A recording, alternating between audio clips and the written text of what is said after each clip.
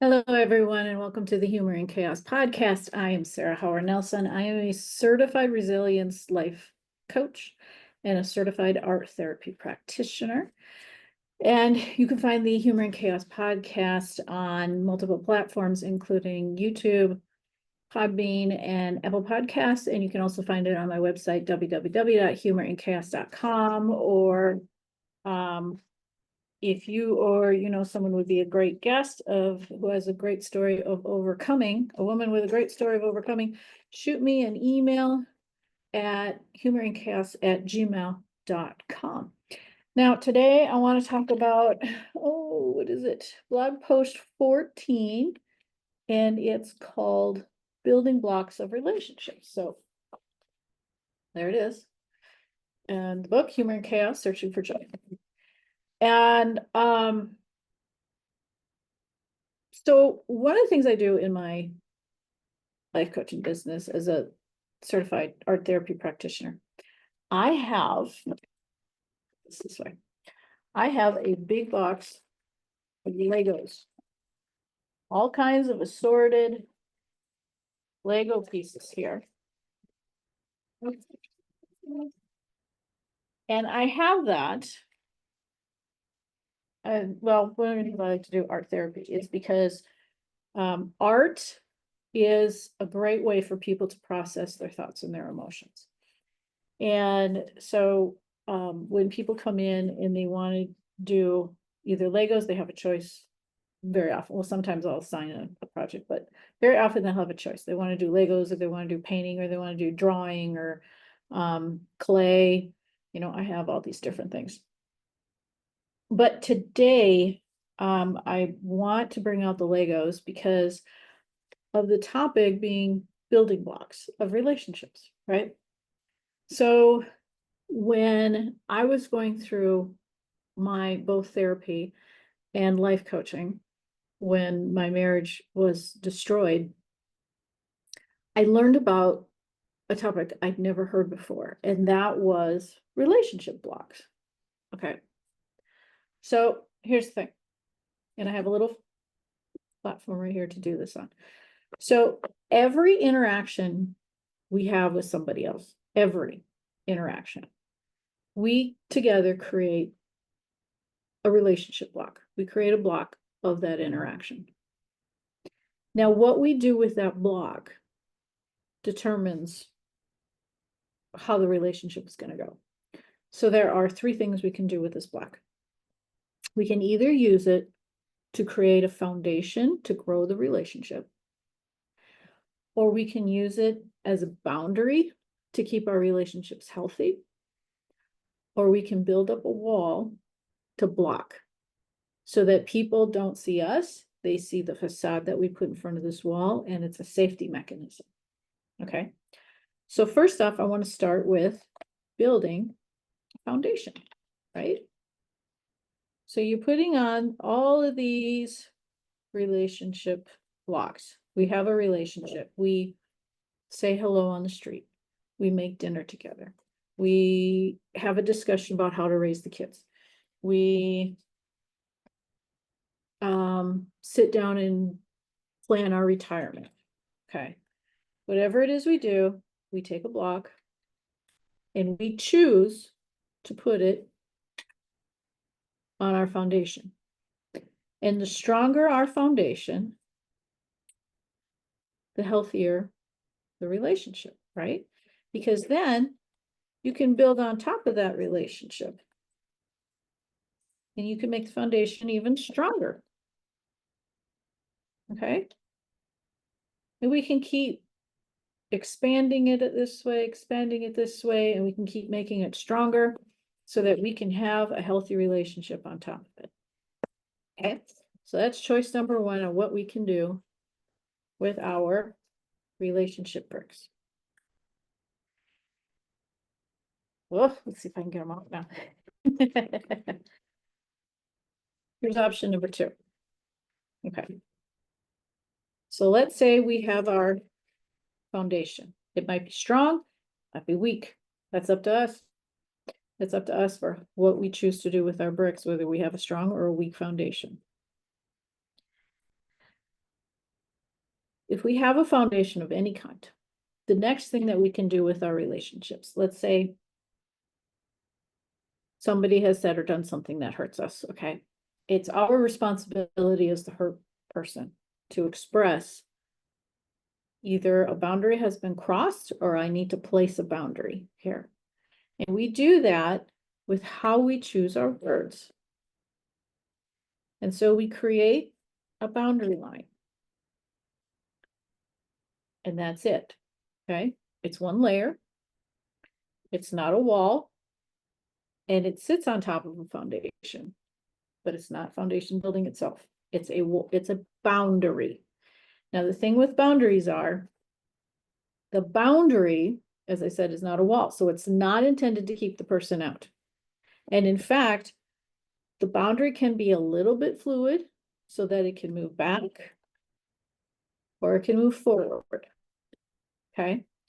But it must be clear. And by the way, if you need help learning how to set a boundary, there's books on it. You can set an appointment with me. You can go into therapy. You've got choices on learning how to set boundaries. Really starts with the word no. It starts both with learning how to express the word no and also learning how to accept the word no, because it's a two-way street. Okay, if the other person doesn't accept no, might have to build a little bit of a wall there. But anyway, we're talking about boundaries. So they can be a little bit fluid. They should not be too rigid, but they should be rigid enough. Now, here's the thing. That person may or may not accept the boundary. The boundary isn't built to control the other person. So whenever somebody says something like, well, you can't set a boundary with a narcissist. Oh, yes, you can. Because the boundary isn't about controlling a narcissist. The boundary is not about controlling somebody else who's doing something that hurts you.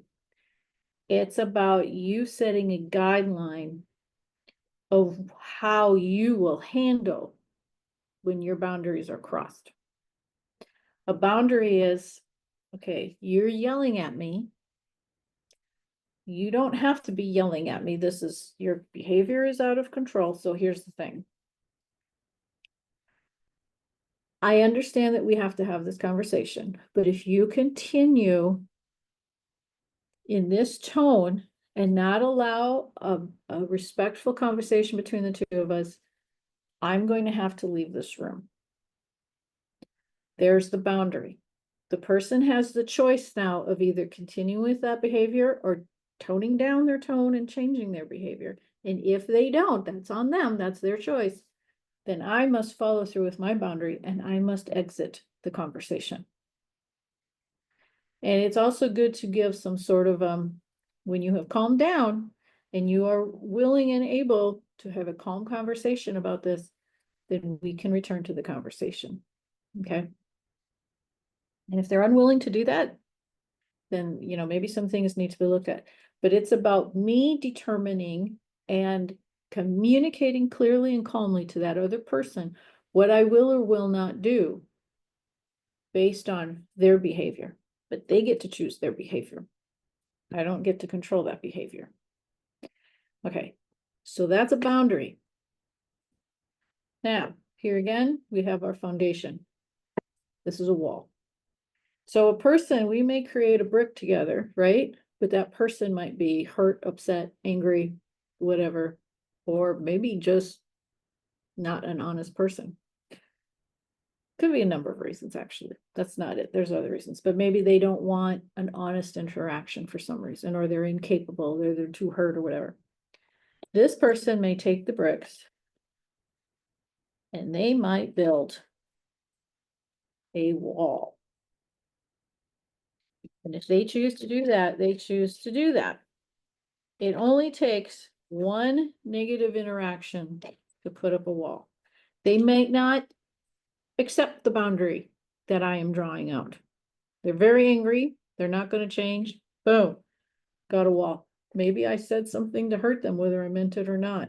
And they're very upset. Boom, adding to the wall.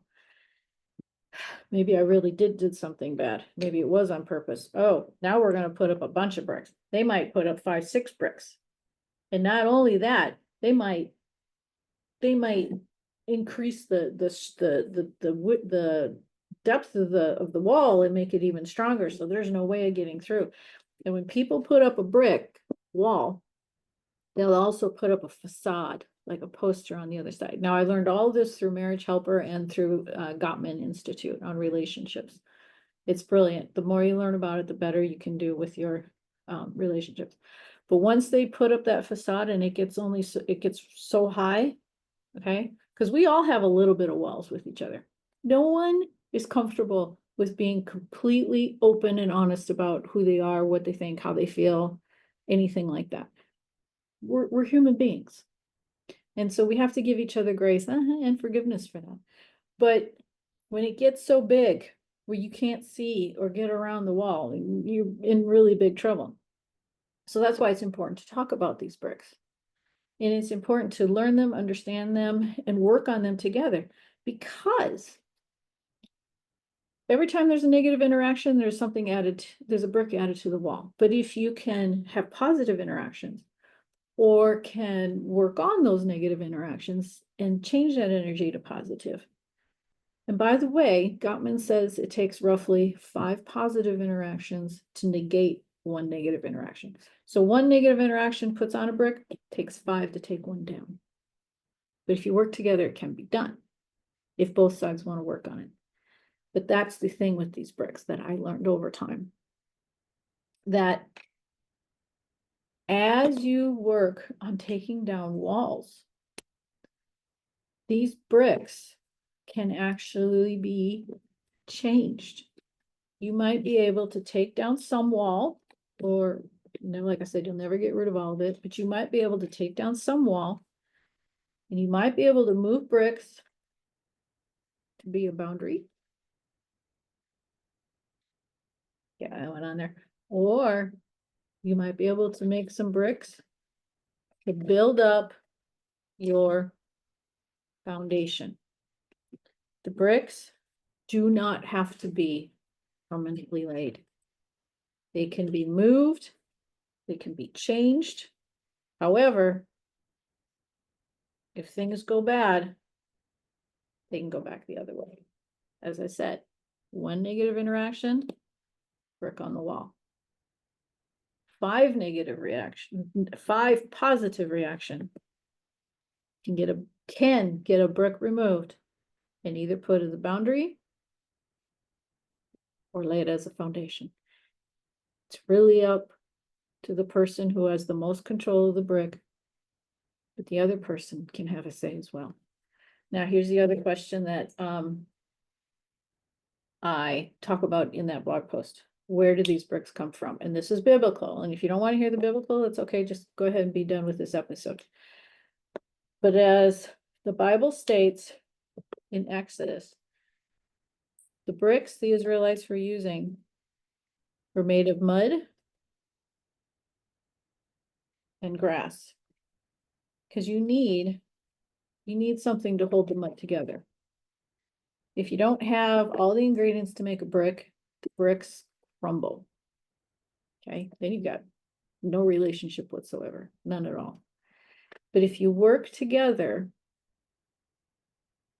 to have the necessary ingredients to make bricks, which is things like intentionality, grace, forgiveness, love, acceptance, a willingness to change your perspective on things, willingness to listen. That's a really big one. Willingness to listen. Whenever people talk about, well, our relationship, is falling apart because we need to learn to communicate better. And most of the time when people hear communicate better means I need to speak more. I need to change my words. I need to change what I'm saying. Usually it means I need to listen more. But these are the ingredients for creating strong bricks. And then once you have the strong bricks, then together you can figure out where to lay them. So thank you for today's podcast. And like I said, if you know somebody who'd be a great guest, shoot me an email and we'll see you soon. Have a great day and go build some good bricks.